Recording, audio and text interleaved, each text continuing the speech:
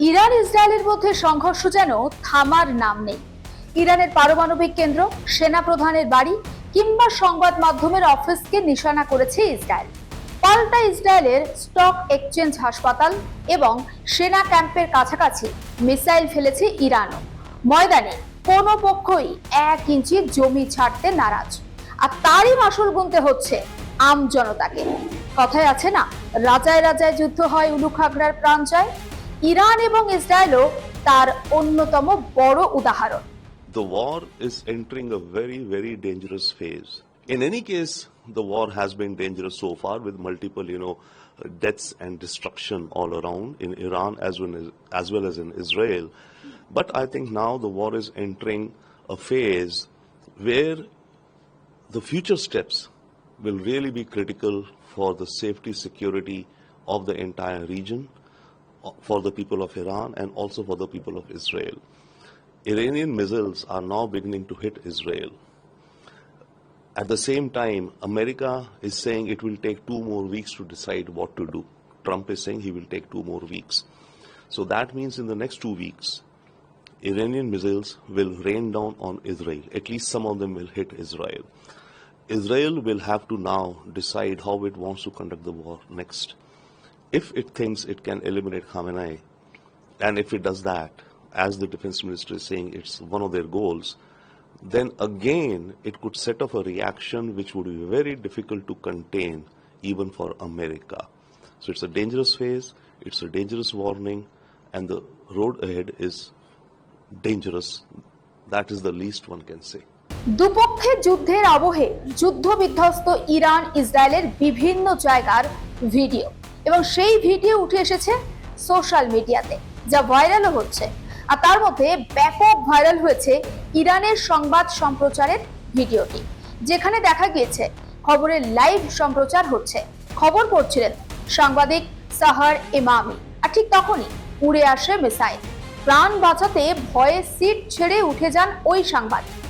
ইরানের ওই সংবাদ মাধ্যমেই কর্মরত ছিলেন ভারতের লখনৌয়ের বাসিন্দা রবিশ জায়দি। প্রায় 15 বছর ধরে ইরানের সাংবাদিকতা করছেন তিনি। মিসাইল হানার পর থেকে তার খোঁজ মিলছিল না। পরে জানা যায় কোনোভাবে সেখান থেকে পালিয়ে প্রাণ বাঁচাতে সক্ষম হয়েছেন রবিশ। রবিশের বাবা আমির আব্বাস জায়দি প্রাক্তন পুলিশ কর্মী। গত বছর স্ত্রীকে হারিয়েছেন তিনি। ছেলের মৃত্যুর আশঙ্কা এবং সেই আশঙ্কা কেটে যাওয়ায় কিছুটা হলেও স্বস্তির নিঃশ্বাস ফেলেছেন। তবে ছেলে শহীদ হলেও আফসোস নেই, বরং গর্বিত যে শেষ পর্যন্ত নিজের ডিউটি তিনি পালন করেছেন, বলছেন রবিশের বাবা। तो ये मेरे लिए भी प्राउड की बात है, मेरा बेटा अपनी ड्यूटी पूरी कर रहा है, इंसानियत के लिए काम कर रहा है, और फिर हम उस कौम के मानने वाले हैं जिसने इंसानियत का हमको सबक दिया, पूरी दुनिया को सबक दिया है। तो इंसानियत के लिए काम कर रहा है, फर्ज निभा रहा है अपना, मुझको उस बात की प्राउड है। कभी घबराहट या डर नहीं लगता? नहीं, घबराहट का तो अल्लाह का शुक्र है कि मैं कभी किसी मामले में, किसी मौके पे, लम्हे में घबराया नहीं। घबराहट नाम की कोई चीज़ नहीं, जो है अल्लाह ने दिया है उसको काटना है।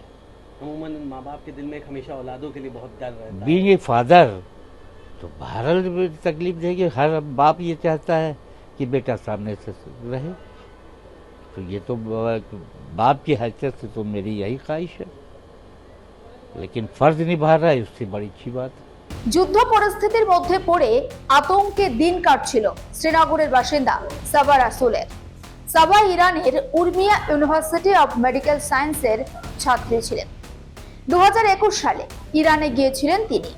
ইরানকে মেয়েদের জন্য সুরক্ষিত জায়গা বলেই মনে করতেন এতদিন পর্যন্ত, কিন্তু যুদ্ধের আবহে সারাক্ষণ বোমা বিস্ফোরণ, মিসাইলের আওয়াজে প্রাণ ভয়ে দিন কাটাচ্ছিলেন সাবা। অবশেষে ভারতীয় দূতাবাসের হস্তক্ষেপে দেশে ফিরতে সক্ষম হয়েছেন। স্বস্তির নিঃশ্বাস ফেলেছেন সাবার পরিবারের সদস্যরা। ईरान इज़ अ कंट्री जहाँ पे आपको एक चीज़ पता है कि हमें पता है मुस्लिम कंट्री है, पहली बात, और दूसरी बात हमें ये भी पता है कि वहाँ पे इंसान लड़कियाँ हमें ज़्यादातर लड़कियों की सिक्योरिटी की फ़िक्र होती है। और ईरान एक ऐसी कंट्री है जहाँ पे आपको पता है यू आर वेरी सिक्योर। अगर आप रात के 12 बजे भी 1 बजे भी बाहर हो, यू आर सेफ। तो वो चीज़ थी, वो दिमाग में रख के मोस्ट ऑफ द स्टूडेंट्स हम वहाँ पे गए थे। तो पहले भी जब हमने देखा, जब गज़ा का वॉर स्टार्ट हुआ, तब भी ईरान और इसराइल के बीच में टेंशन्स थे, तो हमें इस बार भी लगा था इस बार भी ऐसा ही कुछ होगा। लेकिन सिचुएशन चेंज होती गई, एस्केलेट होती गई एंड इवेंचुअली इस हद तक पहुंच गई कि स्टूडेंट्स को इवैक्यूएट करना पड़ा। कब आप लोगों ने फैसला किया कि अब यहाँ से निकलना है? हमने एक्चुअली फैसला नहीं किया, हम तब भी रहना चाहते थे वहाँ पे, क्योंकि दिल नहीं मान रहा था ईरान को छोड़ना। लेकिन इवेंचुअली एम्बेसी ने नहीं माना, हमें एम्बेसी से परमिशन नहीं मिली। उन्होंने बोला नहीं, सबको निकलना है, आप लोग, हमारी रिस्पॉन्सिबिलिटी है, तो यहाँ से सबको जाना पड़ेगा। हम इवैक्यूएट कर रहे हैं, सबको कर रहे हैं, तो हमें वहाँ से निकलना पड़ा। अल्हम्दुलिल्लाह ये अपने घर सेफ पहुँच गए हैं, बस शुक्र है खुदा का। हम खुशी का इजहार नहीं कर रहे हैं, जितनी खुशी हमारे घर में हुई है इस वक्त। जो कि हमारे चीफ मिनिस्टर साहब ने खुद कि मैं खुद एक पेरेंट हूं और मुझे पता है कि पेरेंट्स बस टेंशन में थे हम सारी फैमिलीज के मेंबर घर में, सारी फैमिलीज टेंशन में थे। हमें नहीं, जो बाकी स्टूडेंट भी वहाँ पर है वो भी टेंशन में हो गए, तो जरूरी है।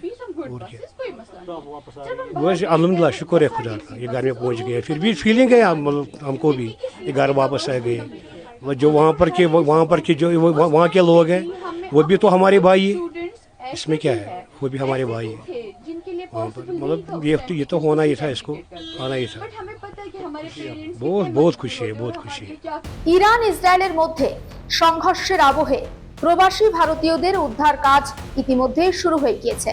ভারতীয়দেরকে তেহরান, তেল আভিভের মতো শহর ছাড়তে আগেই নির্দেশ দিয়েছিল ভারতীয় দূতাবাস। বুধবার যুদ্ধবিধ্বস্ত ইরান ইসরায়েলের যুদ্ধবিধ্বস্ত জায়গায় ছড়িয়ে ছিটিয়ে থাকা একাধিক ভারতীয়কে উদ্ধার করে ভারতে ফিরিয়ে আনা হয়েছে নয়াদিল্লির তরফে। আর এই মিশনের নাম দেওয়া হয়েছে কি, অপারেশন সিন্ধু।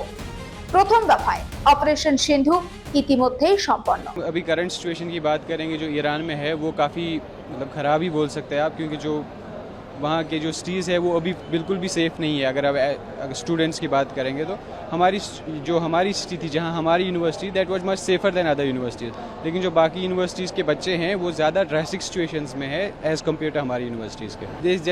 जैसे हमारे वहाँ अटैक्स बढ़ने लगे तो हमारे गवर्नमेंट ने जिन्होंने हमें हेल्पलाइन नंबर्स दिए थे उनसे कंटेक्ट करके उन्होंने हमें वहाँ से जल्द इवैक्यूएट किया। हमें जो फैसिलिटी चाहिए थी वहाँ से इवैक्यूएशन के लिए, हमारे पासपोर्ट्स, हमारे लिए बसेस अरेंज करना, हमारे लिए फ़्लाइट्स बुक करना और हमें यहाँ तक पहुँचाना, वो उन्होंने काफ़ी जल्दी किया और बहुत हमारे साथ कोऑपरेटिव रहे थे। सिचुएशन तो दिन ब दिन वहाँ ख़राब हो रही है। तो जैसे हम उर्मिया में रहते हैं, तो उर्मिया यूनिवर्सिटी मेडिकल साइंस में थे, वहाँ भी हालात ख़राब हो रही है। तेहरान में तो ज़्यादा ही है, हर दिन वहाँ कम से कम 20 से 25 स्ट्राइक्स हो रही है कैपिटल सिटी में, और रेजिडेंशियल एरिया में ज़्यादा हो रही है जहाँ पे बहुत सारे इंडियन स्टूडेंट पढ़ते हैं। जैसे एक तेहरान यूनिवर्सिटी है, वहाँ के हॉस्टल में भी एक बार अटैक हुआ है, तो वहाँ पे बहुत सारे इंडियन स्टूडेंट को माइनर इंजरीज भी हुई थी। तो हम इंडियन एम्बेसी के साथ कंटिन्यू टच में थे। तो जब हालत ज़्यादा ख़राब होने लगी तो उन लोगों ने हमें एश्योरेंस दी कि हम हमको इवैक्यूएट करेंगे। तो 16 सुबह उन लोगों ने हमें पहले उर्मिया से एक आर्मीनियन बॉर्डर लिया, फिर आर्मीनियन बॉर्डर से हमें आर्मीनियन के कैपिटल सिटी में लिया गया, फिर वहाँ से हमें यहाँ लाया गया। खुशी है वापस आने की, क्योंकि हम सेफली वापस आ गए, लेकिन कहीं ना कहीं हमारी जो पढ़ाई छूट रही है, we are worried about that also. वहाँ के हालात बहुत खराब है, वहाँ के लोग बहुत डरे हुए हैं। इवन जब हम आ रहे थे तो हमें वहाँ से बहुत कॉल्स आ रही थी कि यहाँ सिचुएशन एक्सट्रीमली क्रिटिकल है। बहुत ज्यादा अच्छे तरीके से, हमने शायद इतना एक्सपेक्ट भी नहीं किया था। हमारी डॉर्मेट्री डोर से लिटरली उन्होंने हमें लाया है, हर एक स्टेप पे, हर एक पॉइंट पे हमारी हेल्प की। यहाँ तक पहुँचाने में हमें आई डोंट थिंक किसी को भी कोई प्रॉब्लम हुई होगी। हम उसके लिए बहुत ग्रेटफुल है जो गवर्नमेंट ने रोल प्ले किया हमें यहाँ तक लाने में, सेंट्रल गवर्नमेंट ने। दुख भी है कि पढ़ाई छोटी पड़ रही है, 4th ईयर था तो मतलब उम्मीद थी कि पूरा करके ही वापस लौटेंगे, लेकिन अचानक से वापस आना पड़ा। उस बात की दुखी है, लेकिन खुश है कि अपने माँ बाप से मिलेंगे, क्योंकि जो माहौल वहाँ देखा था उस हिसाब से लगा नहीं था कि ऐसे घर कभी जा पाएंगे, घर वालों से मिल पाएंगे। আগামী দিনেও ইরান এবং ইসরায়েলের থেকে ভারতীয়দের উদ্ধার করতে এই মিশন জারি থাকবে, তেমনটাও জানিয়েছে নয়াদিল্লি। माननीय प्रधानमंत्री जी की दूरदर्शिता का परिणाम है कि और विदेश मंत्रालय की कर्मठता का कि ऑपरेशन सिंधु के तहत ईरान और इजराइल युद्ध को देखते हुए भारत के लोग जो ईरान में फंसे हुए हैं उनको ऑपरेशन सिंधु के तहत सकुशल भारत लाया जा रहा है, जिसके तहत 110 छात्रों को रोड से आर्मीनिया और आर्मीनिया से विशेष जहाज से कल भारत लाया जाएगा।